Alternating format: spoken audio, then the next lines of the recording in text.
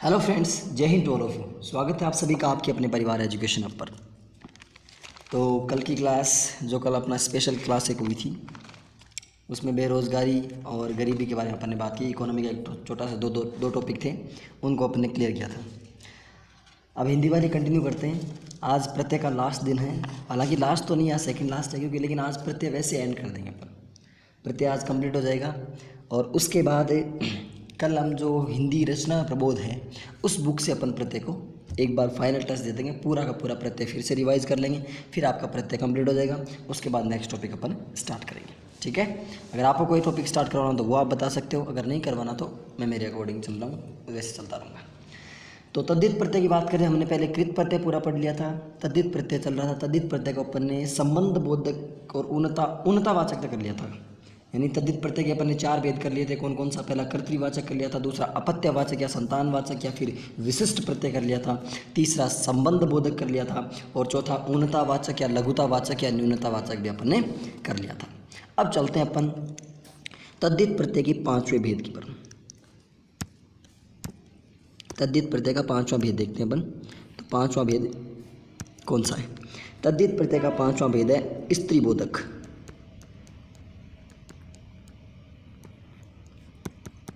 तद्धित प्रत्यय का 5वां भेद कौन सा है? स्त्री बोधक। अब देखो, कुछ लोग क्या होते हैं आपको ये बताएंगे कि जो ऊर्णतावाचक या लघुतावाचक है ना, वो स्त्री बोधक वाले एग्जाम्पल्स उसमें देंगे, लेकिन ये बात सही नहीं है। क्योंकि मतलब प्रैक्टिकली भी देखें तो महिलाओं को इस प्रत्यय के बारे में क्या मान रहे हैं कि महिलाएं कम होती पुरुषों से? नहीं, ये बात मतलब वैसे भी नहीं है, और ये अलग भेद होता है। स्त्री बोधक का सिंपल सी बात, किसका बोध करवा रहे हैं? जिस प्रत्यय के द्वारा किसी स्त्री का बोध हो जाए, मतलब उसका जेंडर चेंज हो जाए, एक तरीके से मेल से फीमेल की तरफ चल जाए, तो वो कौन सा प्रत्यय होता है? वो होता है आपका स्त्री बोधक प्रत्यय। क्लियर? ठीक है। अब जैसे कौन कौन से एग्जाम्पल, सीधे एग्जाम्पल्स पे गौर करते हैं। आनी प्रत्यय, आनी प्रत्यय से देखते हैं। आनी प्रत्यय से कौन कौन से? आनी से जैसे देखो, देवर मेल होता है तो देवरानी, जेठ से जेठानी, और उसके बाद जैसे सेठ है तो सेठ से सेठानी, नौकर से नौकरानी, इंद्र से इंद्राणी। ये हो गया ना। यानी मतलब जैसे देवर होता है तो देवर मेल होता है तो देवरानी फीमेल, जेठ से जेठानी, सेठ से सेठानी, नौकर से नौकरानी, इंद्र से इंद्राणी। ये संधि के नियम के अकॉर्डिंग नए कहाना हो जाता है, वो जब संधि पढ़ेंगे तब आराम से इसको समझा देंगे, ठीक है। उसके बाद नेक्स्ट दूसरा कौन सा? दूसरा है आइन। आनी के बाद दूसरा प्रत्यय कौन सा है? आइन प्रत्यय। आइन प्रत्यय को देखते हैं। आइन प्रत्यय कौन कौन से? जैसे देखो, ठाकुर से ठकुराइन। अब ये ध्यान रखना, ठाकुर से ठकुराइन हो गया। पंडित से पंडिताइन, पंडित से क्या हो गया? पंडिताइन। मुंशी से मुंशियाइन, मुंशियाइन। चौधरी से चौधराइन, चौधरी से कौन सा हो गया? चौधराइन। समझ गए? जैसे पंडित से पंडिताइन, ठाकुर से ठकुराइन, मुंशी से मुंशियाइन, चौधरी से चौधराइन। ओके, ठीक है। अब तीसरा प्रत्यय देख लेते हैं, कौन सा? ई। ई कौन सी? बड़ी वाली। जैसे देव से देवी, देव से क्या हो गया? देवी। चाचा से चाची, मामा से मामी, नाना से नानी, बेटा से बेटी, घोड़ा से घोड़ी। समझ में आ गया? मतलब बड़ी ई वाली। देव से देवी, चाचा से चाची, मामा से मामी, नाना से नानी, बेटा से बेटी, ऐसे। उसके बाद नेक्स्ट वाला देख लेते हैं। अगला प्रत्यय कौन सा है? अगला प्रत्यय है आ प्रत्यय। कौन सा प्रत्यय है अगला? आ। आ का कौन सा एग्जाम्पल देखते हैं? जैसे छात्र से छात्रा, छात्र से क्या बन गया? छात्रा। सूत से सुता, तनय से, जैसे तनय होता है ना, तनय से तनया। अनुज से अनुजा, प्रिय से प्रिया, प्रिय से प्रिया। ये कौन से हो गए? आ से। ई से कौन कौन से? देवी, चाची, नानी, बेटी, ऐसे आ से छात्रा, सुता, तनया, अनुजा, ऐसे हो गया। ओके, ये कौन सा हो गया? स्त्री बोधक का आ वाला हो गया। उसके बाद देखते हैं स्त्री बोधक का ही नेक्स्ट वाला कौन सा? इनी। नेक्स्ट कौन सा देख लेते हैं अपन? इन्हीं के बारे में देख लेते हैं। थोड़ा सी एक बार पेज एक्स्ट्रा ले लेता हूँ मैं एक दो, ताकि आराम से चलिए 15 हो गया। अब देखते हैं, अब इनी वाला देखते हैं। इनी वाला काफ़ी अच्छा, मतलब इम्पोर्टेंट एग्जाम्पल ले सकते हो आप ये वाला, क्योंकि इसमें आपको एक कन्फ्यूज़न हो सकता है। हालांकि कोई दिक्कत नहीं, कन्फ्यूज़न तो नहीं होगा, बट इनी इम्पोर्टेंट है थोड़ा। जैसे वाहन होता है तो वाहन से वाहिनी, कहते हैं ना बाल वाहिनी। कमल से कमलिनी, भुजंग से भुजंगिनी, विरह से विरहिणी, हो गया ना, विरह से विरहिणी। उसके बाद नेक्स्ट कौन सा लेते हैं, नेक्स्ट लेते हैं इन प्रत्यय। इन से देखते हैं, जैसे देखिए इन से कौन सा, मालिक से मालकिन, पड़ोसी से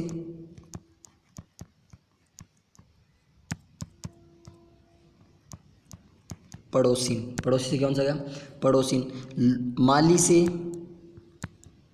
मालिन। और एग्जाम्पल, ये कुछ जरूरी नहीं कि इतने ही एग्जाम्पल्स हैं, मतलब और भी एग्जाम्पल्स हो सकते हैं। मैं आपको सिर्फ कुछ लिमिटेड एग्जाम्पल बता रहा हूँ, एग्जाम्पल खूब सारे हैं। आपको मेन बात है कि टॉपिक, मतलब जो बात कंसेप्ट समझाना चाह रहा हूँ वो समझ में आना चाहिए। उसके बाद नी से देखते हैं, जैसे शेर से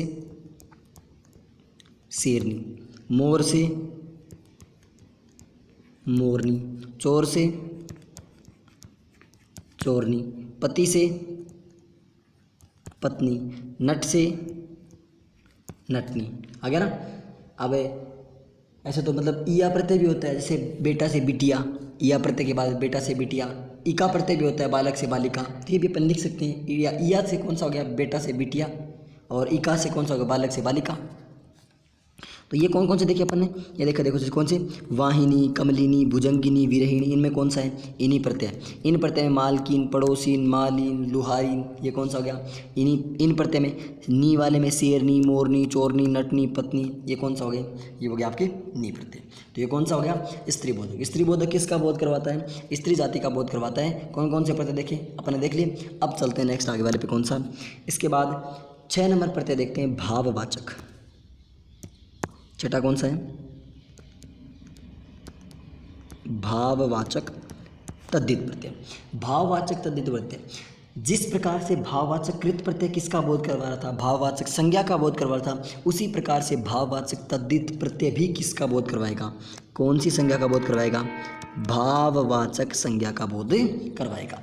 भाववाचक, यदि किसी भी शब्द के अंत में, मतलब जो भी संज्ञा सर्वनाम है, हालांकि संज्ञा तो हो ही नहीं सकती क्योंकि संज्ञा का बोध करवा रहा है, तो संज्ञा भी हो सकती है, कोई दिक्कत बात नहीं है। तो किसी के भी अंत में जोड़ते हैं, और जोड़ने के बाद किसका बोध करवा रहा है, भाववाचक संज्ञा का यदि बोध करवा रहा है, तो कौन सा प्रत्यय हो गया, भाववाचक तद्धित प्रत्यय।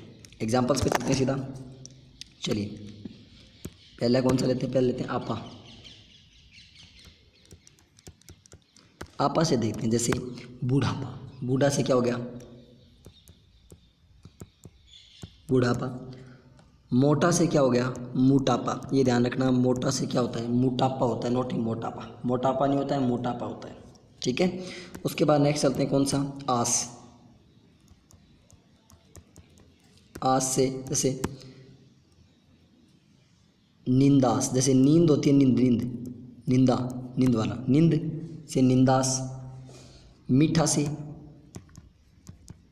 मिठास, हो गया ना। अब ईमा देख लेते हैं, इसके बाद कौन सा प्रत्यय देख लेते हैं, ईमा। ईमा में कौन सा हो गया, जैसे लाल से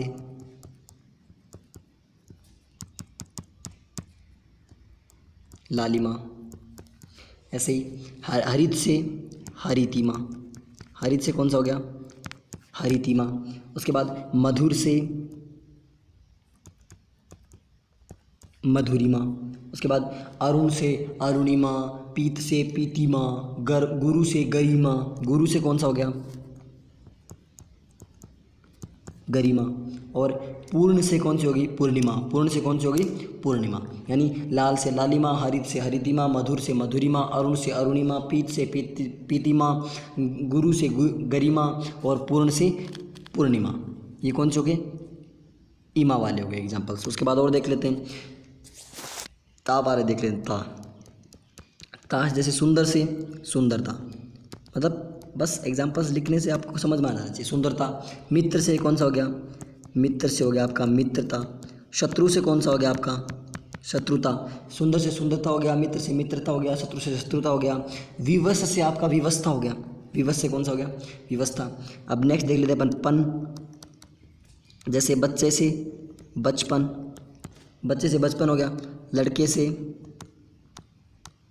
लड़कपन, छोटे से छुटपन, भोले से भोलापन, पागल से पागलपन, दीवाने से दीवानापन। यानी बचपन, लड़कपन, छुटपन, भोलापन, पागलपन, दीवानापन, ये सब कौन से हो गए, ये आपके पन वाले हो गए। गी से देखते हैं, गी जैसे सादगी, सादा से कौन सा हो गया, सादगी। ताज़ा से कौन सा हो गया, ताजगी। जिंदा से कौन सा हो गया, जिंदगी, हो गया ना। ताज़ा से ताजगी, सादा से सादगी, जिंदा से जिंदगी, दीवाना से दीवानगी। ये लो, ये ले लो। उसके बाद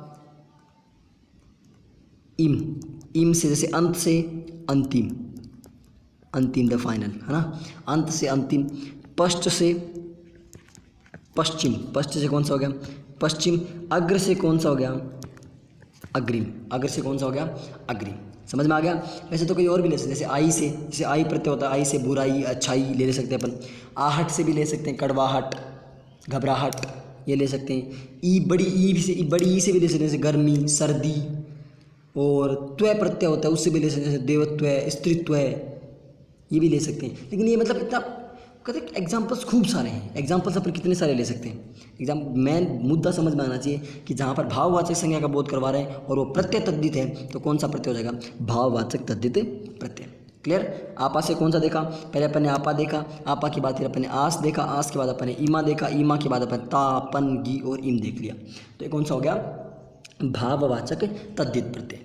उसके बाद चलते हैं आगे वाले प्रत्यय पे। आगे वाला कौन सा है, गुणवाचक, सेकंड लास्ट है अपना, गुणवाचक तद्धित प्रत्यय। कल वाली क्लास कैसी लगी, अगर आपने नहीं देखी है तो क्लास ज़रूर देखना। उसमें आपके 2 टॉपिक, बेरोजगारी और जो गरीबी, वो 2 टॉपिक आपके पूरे हो गए। अगले संडे को अपन क्या करेंगे, अगले संडे को मैं सोच रहा हूँ ये कि जो आपका इसी के बाद, जैसे जो आपकी सिलेबस में दे रखा है ना कि बेरोजगारी गरीबी, उसके बाद आपके 3 टॉपिक दे रखे हैं, अकाल, सूखा और मरुस्थलीकरण। तो वो तीनों टॉपिक अपन अगली क्लास में कंप्लीट कर लेते संडे को, यानी बैक टू बैक अपन नॉन स्टॉप उसी वे में चलते जाए ना। तो हालांकि फिर देखेंगे और सोच लेंगे, आप कोई और टॉपिक बताओगे तो और कर लेंगे, बट मैं तो उनके बारे में सोच रहा हूँ कि अकाल, सूखा और जो मरुस्थलीकरण, वो 3 टॉपिक और अपन कंप्लीट कर लेते हैं, हाँ। क्योंकि कल की क्लास लंबी लगी, अच्छा लगा कि हाँ मतलब एक लंबी क्लास में 2 टॉपिक क्लियर हो गए। तो ऐसे टॉपिक वाइज टॉपिक क्लियर करते चलते हैं, बस फिर अपने को फिर फाइनल लास्ट में फिर अभी अपन क्या करेंगे, 15 जून तक क्लासेज रखेंगे। 15 जून के बाद अपन फिर लास्ट के 15-20 दिन ना उनमें नॉन स्टॉप टेस्ट लगाएंगे। टेस्ट की कोशिश ये करूँगा कि हर सब्जेक्ट के क्वेश्चन ले पाऊँ, कहीं ना कहीं से एडजस्ट करेंगे। चलते आगे चलते हैं। अब गुणवाचक जो है ना, ये गुणवाचक संबंधवाचक जिसको कहते हैं, यानी गुण के अंदर संबंधवाचक भी, गुणवाचक ही किसका बोध करवा देगा आपको, संबंधवाचक। तो गुणवाचक का दूसरा नाम कौन सा है, संबंधवाचक तद्धित प्रत्यय। एग्जाम्पल्स कौन कौन से लेते हैं इसके, एग्जाम्पल पहले लेते हैं इक प्रत्यय। इक से जैसे अंश से कौन सा हो गया, आंशिक, अंश से कौन सा हो गया, आंशिक। काया से कौन सा हो गया, कायिक। नीति से कौन सा हो गया, नैतिक। धर्म से धार्मिक, मर्म से मार्मिक, अर्थ से आर्थिक। देखते चलिए एग्जाम्पल्स, लिखते चलिए, मैं जैसे बोल रहा हूँ। विवाह से वैवाहिक, योग से यौगिक, योग से कौन सा हो गया, यौगिक। पुराण से कौन सा हो गया, पौराणिक, पुराण से कौन सा हो गया, पौराणिक। भूगोल से भौगोलिक, समाज से सामाजिक, हृदय से हार्दिक, और व्यवहार से व्यवहारिक, व्यवसाय से व्यावसायिक, प्रमाण से प्रामाणिक, प्रमाण से कौन सा हो गया, प्रामाणिक। अनुपात से आनुपातिक, पक्ष से पाक्षिक, पक्ष से पाक्षिक। कर्म से कार्मिक, धातु से धात्विक, धातु से कौन सा हो गया, धात्विक। समझ में आया? यानी अंश से आंशिक, काया से कायिक, नीति से नैतिक, धर्म से धार्मिक, मर्म से मार्मिक, अर्थ से आर्थिक, वैवाहिक, यौगिक, पौराणिक, भौगोलिक, सामाजिक, हार्दिक, व्यावहारिक, व्यावसायिक, प्रामाणिक, आनुपातिक, पाक्षिक, कार्मिक, धात्विक। ये सब किसके एग्जाम्पल हो गए? ये एग्जाम्पल्स हो गए अपने गुणवाचक तद्धित प्रत्यय के। ओके, और इसको और देख लो, जैसे संबंधवाचक में और देख ले, संबंध बोधक में और देख लेते हैं। इसमें कौन से? जैसे चचेरा है, चचेरा हो गया, ममेरा हो गया, विशेला हो गया, दयालु हो गया, जहरीला हो गया, मतलब कई एग्जाम्पल्स अपन और देख सकते हैं। तो ये आपका कौन सा हो गया? ये आपका हो गया गुणवाचक तद्धित प्रत्यय, और इसी के साथ आपके प्रत्यय हो चुके हैं पूरे। समझ में आ गया? पूरे हो गए ना? पूरा का हो गया। 1 से 7 तो है ना, 8वां एक और बच गया। एक कौन सा? 8वां है आपका स्थानवाचक। 8वां कौन सा है आपका? स्थानवाचक तद्धित प्रत्यय। जैसे अपन कहते हैं ना कि किसी भी स्थान विशेष का बोध करवाए, जैसे अपन इसमें वाला लगाते हैं, वाला तो अपन कहते हैं ना कि सीकर वाला, जयपुर वाला, चूरू वाला, भरतपुर वाला, ऐसे नाम लेते हैं ना, तो वो हो गए। या फिर अपन ईया लगाते हैं, ईया, जैसे जोधपुरिया, जयपुरिया, जयपुरिया रजाई, ऐसे कहते हैं ना अपन, जोधपुरिया, जयपुरिया, ऐसे। तो फिर ऐसे गढ़ लगा देते हैं अपन, गढ़। एग्जाम्पल लिख लो ना, वाला से कौन सा हो गया? जयपुर वाला, सीकर वाला, चूरू वाला ही होता है। जोधपुरिया, जयपुरिया, ये हो गया। गढ़ लगाते हैं अपन, तो जैसे जयगढ़, जूनागढ़, भानगढ़, ऐसे हो गया ना। पुर, कई बार अपन पुर भी लगा देते हैं किसी में, जैसे भरतपुर है, भरतपुर हो गया, तो भरतपुर पुर हो गया लास्ट में, इसमें ऐसे आ गया। तो मतलब कई बार जैसे मतलब किसी स्थान, कोई प्रत्यय लगाने के बाद किसी स्थान विशेष का बोध करवाए, किसी न किसी स्थान विशेष का बोध करवाए, तो वो कौन सा प्रत्यय हो जाता है? वो आपका स्थान सूचक प्रत्यय, स्थानवाचक प्रत्यय हो जाता है। Is that clear? ये बातें समझ में आई? यानी ये अपने प्रत्यय के कुछ मूल जो मेन जो भेद थे, प्रत्यय पूरा हो चुका है यहाँ पर आके। प्रत्यय की आपकी पूरी बातें क्लियर हो चुकी हैं। तद्धित प्रत्यय आपको करवा दिया, कृत प्रत्यय आपको करवा दिया, प्रत्यय के बारे में बेसिक जितनी भी जानकारी थी ना वो आपको सब दे दिया। हालांकि कुछ वैसे इसके नियम तो मतलब जितने पढ़े ना उतने कम है। अब कल अपन क्या करेंगे?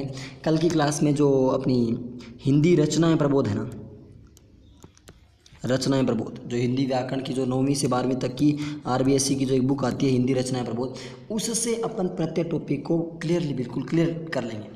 प्रत्येक टॉपिक को एक एक स्टेप बाय स्टेप पूरा आराम से उसमें क्या दिया हो उसके अकॉर्डिंग अपन पूरा कर लेंगे। ओके, उसमें पूरा करने के बाद फिर अपना प्रत्यय हो जाएगा पूरा। फिर नेक्स्ट टॉपिक अपन कब स्टार्ट करेंगे?